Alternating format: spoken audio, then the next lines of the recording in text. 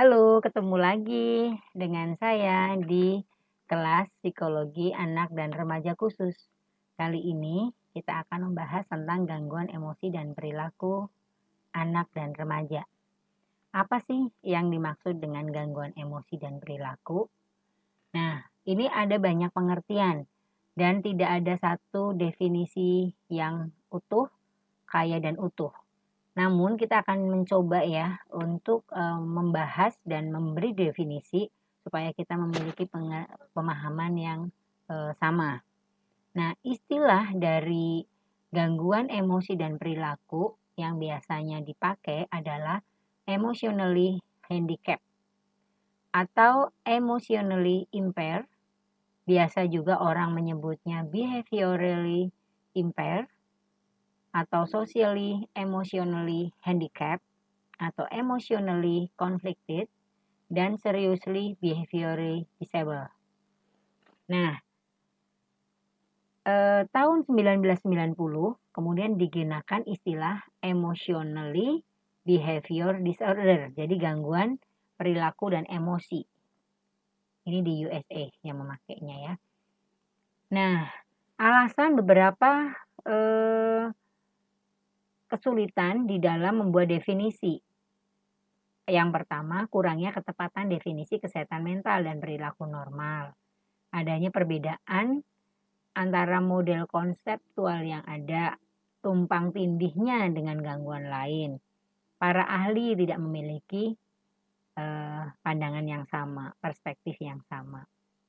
Nah, pandangan dari para ahli yang relatif sama adalah yang pertama, bahwa tingkah laku yang nanti kita yang dimaksud sebagai gangguan perilaku dan emosional merupakan suatu tindakan yang ekstrim. Yang kedua, masalah gangguannya adalah sesuatu yang kronis, tidak mudah hilang begitu saja. Jadi sifatnya kronis, sudah berlangsung lama.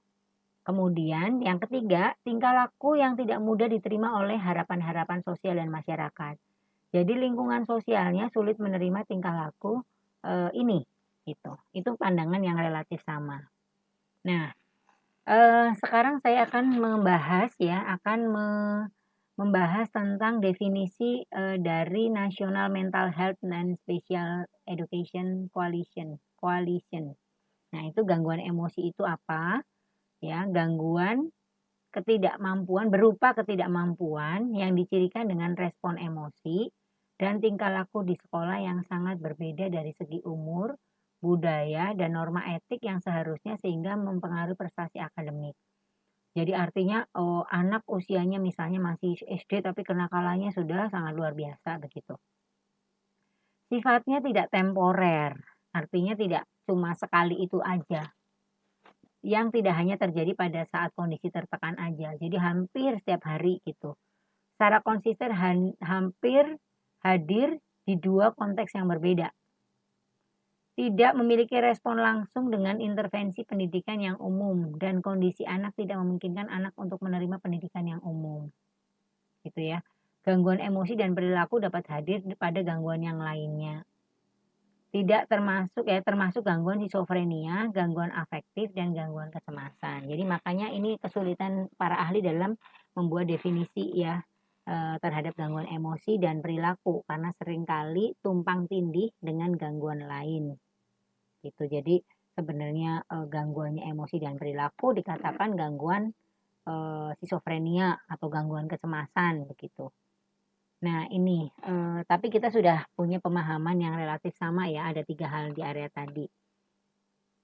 Nah, menurut Halahan, itu ada 2 kelompok tunalaras. Jadi gangguan perilaku dan gangguan emosi itu seringkali juga disebut sebagai gangguan tunalaras.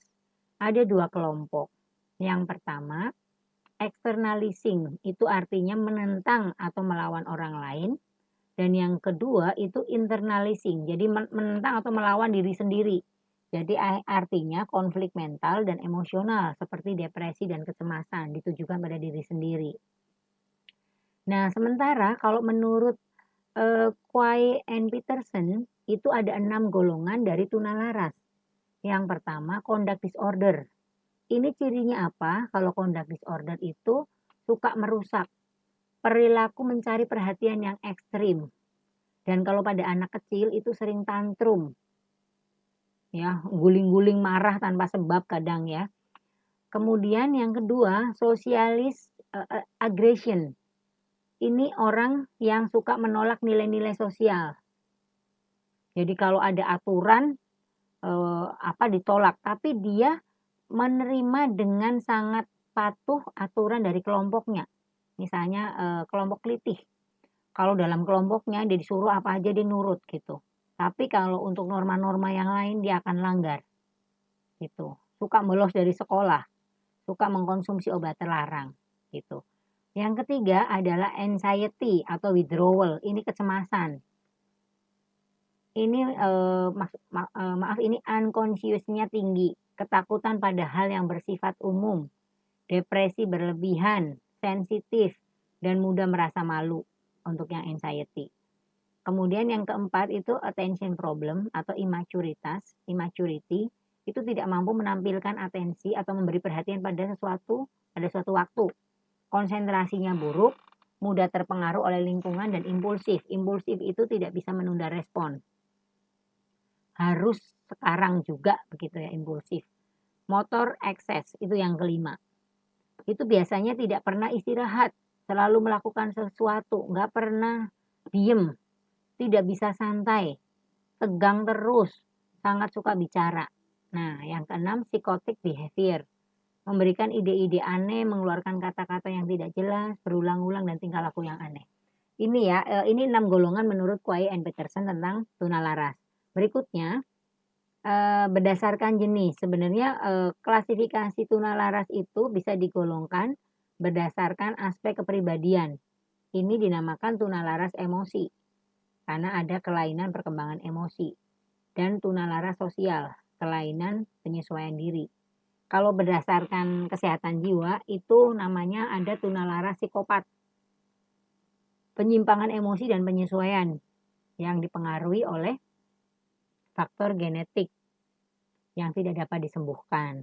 Ya, jadi psikopat ini nggak bisa disembuhkan ya ternyata. Perlu mendapatkan terapi kejiwaan. Dan tunalaras sementara. Jadi kalau aspek kejiwaan kita lihat ya, kalau tunalaras psikopat itu nggak bisa disembuhkan, terus ada gitu sama tunalaras yang sifatnya sementara. Penyimpangan emosi dan penyesuaian diri karena faktor lingkungan. Nah, kalau yang ini dapat masuk sekolah khusus. Kalau yang tadi memang mestinya harus masuk rumah sakit jiwa. Nah, ini berdasarkan derajat penyimpangannya. Tunalaras itu ada yang mild, ya, ringan, ada yang moderate, sedang, dan ada yang severe, berat. Nah, ciri-ciri penyimpangan perilaku itu apa sih? Ya, biasanya anak ini intelijensi dan prestasinya, intelijensinya itu normal, tapi normal yang rendah. Jadi sekitar 90-an, namanya dull normal range. Termasuk slow learner dan ketidakmampuan intelektual ringan tadi ya, mild intellectual disabilitas atau underachiever. Dan dia juga secara sosial dan emosional juga mengalami gangguan, tidak tingkah laku, ini bukan tidak laku ya, tingkah laku yang tidak terarah, gangguan kepribadian, tidak matang, tidak dewasa dalam bersikap, dan suka melanggar peraturan sosial. Penyebabnya, nah ini ya, ciri penyimpangannya tadi ada dua, dari sisi intelijensi sama prestasi dan secara sosial dan emosional. Kemudian dari penyebabnya ada faktor biologis, yang kedua faktor keluarga, yang ketiga faktor sekolah. Nah, ada yang keempat faktor budaya dan lingkungan. Jadi ini ya semuanya berpengaruh. Bagaimana kalau faktor budaya itu penerapan pola asuh, harus pola asuh yang disiplin, positif. Kemudian faktor sekolah juga ada disiplin dan tata tertib yang baik gitu ya, yang diindahkan oleh guru maupun oleh semua lingkungan yang ada di sekolah, faktor budaya dan lingkungan. Nah, dampaknya ya, dampak dari tunalaras ini buat perkembangan kognitif, ada juga dampak bagi perkembangan sosial dan emosi, perkembangan komunikasi, dan perkembangan motorik. Nah, intervensinya kalau, anak-anak yang mengalami tunalaras kita mesti ngapain ini intervensinya? Yang pertama, pendekatan psikoanalitis, eee, kemudian pendekatan psikologi pendidikan, pendekatan humanistis, pendekatan ekologi, dan pendekatan perilaku. Nah, pendidikan tunalaras di Indonesia ada usaha-usaha preventif yang tadi misalnya dari sisi lingkungan budaya, kemudian dari, usaha reseptif atau kuratif. Jadi kalau udah terjadi terus harus ngapain, gitu. Nah, teman-teman bisa lihat acuannya ada di Gearhart, ada bukunya Halahan dan Kaufman juga, Mangunsong, atau pakai Undang-Undang Nomor 8 tahun 2018. Tahun 2016.